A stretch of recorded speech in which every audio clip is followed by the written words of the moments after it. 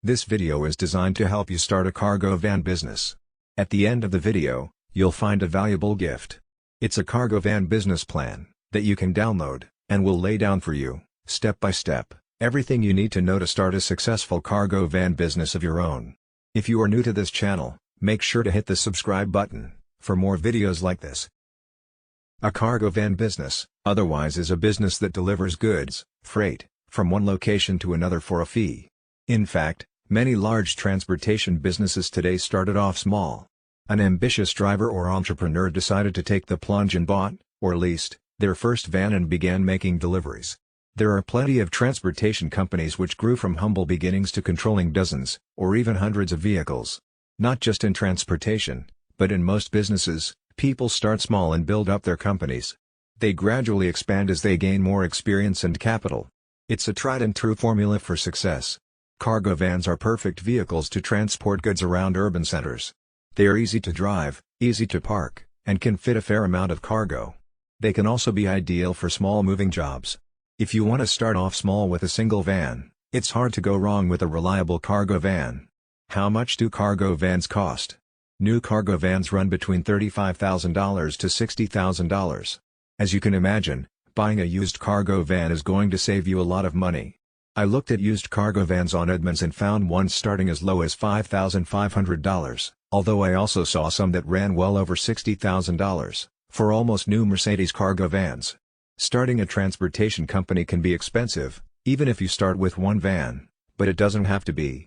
We'll show you how you can reduce your starting costs later on in the video. As you can imagine, the biggest expense in starting your transportation business is going to be the cost of your van. Now, we already covered how much your van is likely going to cost, so we won't cover that again. Basically, how much you spend is going to depend on the type of truck you get. Things that will affect price will be the van's brand, age, condition, and mileage. How to lower your starting costs? Unless you have a ton of money lying around, you will probably need a loan to buy your van. Fortunately, there are plenty of financing options. Generally speaking, the availability and terms of your financing will depend on your income level, stability, and credit history. You can also lease your van. This strategy may be the cheapest way to get started. You can often lease your van for a smaller down payment, and lower monthly payments, than if you buy. Of course, if you buy a really low-cost used vehicle, that may wind up being far cheaper than leasing a new van. Leasing allows you to lower your startup costs, but it also gives you the ability to expand more rapidly. That's because each new vehicle you get won't require as much money as buying will. Also, in most cases, you may also have fewer maintenance and repair responsibilities if you lease versus if you buy. Other expenses. Although obtaining your van is likely going to be your biggest upfront expense, there are other costs as well. You will also need to spend some money on equipment, accessories, licenses, insurance, marketing, etc. They will be a modest expense when compared to the cost of acquiring your van, but they can still cost hundreds of dollars or more. Is a transportation business profitable? A van business can be profitable. The average owner-operator of a van business in the U.S. makes around $120,000 per year. This is almost double the national median income. Of course, in business, nothing is guaranteed. The actual amount you make may vary depending on where you operate, what type of transportation business you are in, how much you charge, how well you manage your expenses, how skilled you are at marketing, and a host of other factors. Select your business name and logo. The first step in establishing your transportation business is selecting a name and logo that you like. You want to make sure your name and logo are original to you, and are not going to infringe someone else's intellectual property. Create a website for your cargo van business. Don't neglect this step. Your business needs a website, period. Especially if you are going to be offering services to the general public, for example, offering local moving services, etc. Your website doesn't have to be incredibly fancy, or cost a lot of money to set up. There are a lot of resources available to help you with this. In fact, Google allows you to build your first business profile website for free. List your trucking business so customers can find you. It is also important to get your fledgling business on Google. You can do this by listing it on Google My Business. This way, people who are searching for a trucking business in your local area can find you. The next part of the video is not specific to a cargo van business. Nevertheless, this knowledge is essential for success in the cargo van business, as well as in any other business. Ignore it at your own peril. Operating a successful cargo van business will depend on the following 4 conventions. 1. A practical plan, with a solid foundation. 2. Dedication, and willingness to sacrifice, to reach your goal. 3. Technical skills. 4. Basic knowledge of management, finance, record keeping and market analysis. As a new owner, you will need to master these skills and techniques if your business is to be successful. Finding a niche. Small businesses range in size from a manufacturer, with many employees, and millions of dollars in equipment, to the lone window washer, with a bucket and a sponge. Obviously, the knowledge and skills, required for these 2 extremes, are far apart, but for success they have one thing in common. Each has found a business niche, and is filling it. The most critical problems you will face, in your early planning, will be to find your niche, and determine the feasibility of your idea. Get into the right business at the right time, is very good advice, but following that advice may be difficult. Many entrepreneurs plunge into a business venture, so blinded by the dream, that they fail to thoroughly evaluate its potential.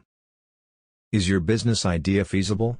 Before you invest time, effort, and money, the following exercise will help you separate sound ideas from those bearing a high potential for failure.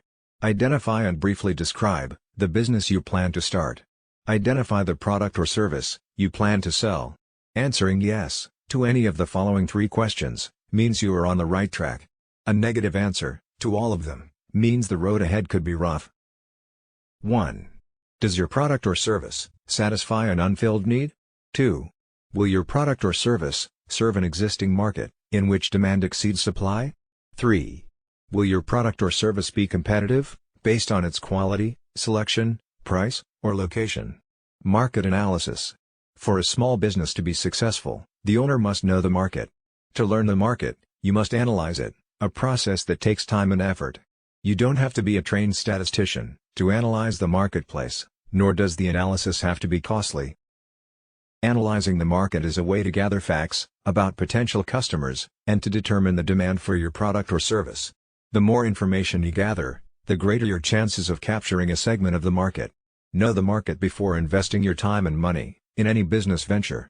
The following questions will help you collect the information necessary to analyze your market, and determine if your product or service will sell. This brief exercise will give you a good idea of the kind of market planning you need to do. An answer of no to any of the questions indicates a weakness in your plan, so do your research until you can answer each question with a yes. 1. Do you know who your customers will be? 2. Do you understand their needs and desires? 3. Do you know where they live? 4. Will you be offering the kind of products or services that they will buy? 5. Will your prices be competitive in quality and value? 6. Will your promotional program be effective? 7. Do you understand how your business compares with your competitors? 8. Will your business be conveniently located for the people you plan to serve? 9. Will there be adequate parking facilities for the people you plan to serve? Planning your startup. The following questions are grouped according to function. They are designed to help you prepare for opening day. Merchandise. Have you decided what items you will sell or produce, or what services you will provide? Have you made a merchandise plan, based upon estimated sales, to determine the amount of inventory you will need to control purchases? Have you found reliable suppliers, who will assist you in the startup? Have you compared the prices, quality, and credit terms of suppliers? Business records. Are you prepared to maintain complete records of sales, income and expenses, accounts payable, and receivables? Have you determined how to handle payroll records, tax reports, and payments? Do you know what financial reports should be prepared, and how to prepare them? Finances. A large number of small businesses fail each year. There are a number of reasons for these failures, but one of the main reasons is insufficient funds.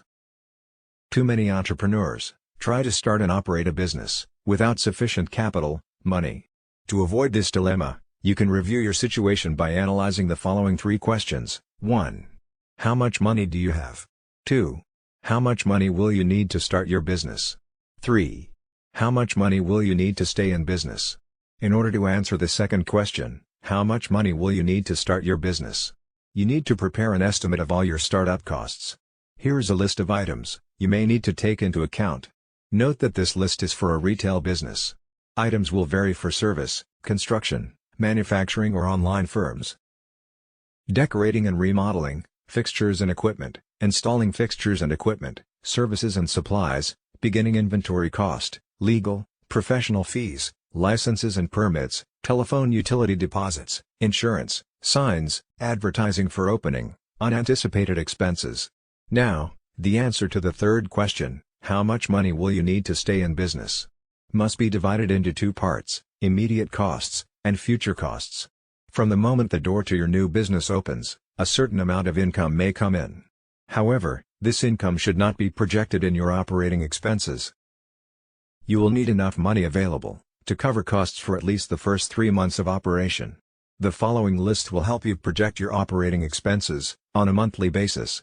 Typical expenses for 1 month may include your living costs, employee wages, rent, advertising, supplies, utilities, insurance, taxes, maintenance, delivery, transportation, miscellaneous. Now sum up the total estimated monthly expenses and multiply it by 3. This is the amount of cash you will need to cover operating expenses for 3 months. Deposit this amount in a savings account before opening your business. Use it only for those purposes listed in the above list, because this money will ensure that you will be able to continue in business during the crucial early stages. By adding the total startup costs to the total expenses for 3 months, you can learn what the estimated costs will be to start and operate your business for 3 months. By subtracting the totals of the lists from the cash available, you can determine the amount of additional financing you may need, if any. Now you will need to estimate your operating expenses for the first year after startup. The first step in determining your annual expenses is to estimate your sales volume, month by month. Next, determine the cost of sales. You may want to use a spreadsheet to do this. After startup, the primary source of revenue in your business will be from sales, but your sales will vary from month to month because of seasonal patterns and other factors. It is important to determine if your monthly sales will produce enough income to pay each month's bills. An estimated cash flow projection will show if the monthly cash balance is going to be subject to such factors as the following: failure to recognize seasonal trends, excessive cash taken from the business for living expenses, too rapid expansion, and slow collection of accounts if credit is extended to customers. Conclusion: if you have carefully answered all the questions in this video, you have seriously thought about your goal. However, there may be some things you may feel you need to know more about. Owning and running a cargo van business is a continuous learning process. Research your idea, and do as much as you can, yourself, but don't hesitate to seek help from people who can tell you what you need to know. As we conclude this video, it's time you get your free cargo van business plan gift.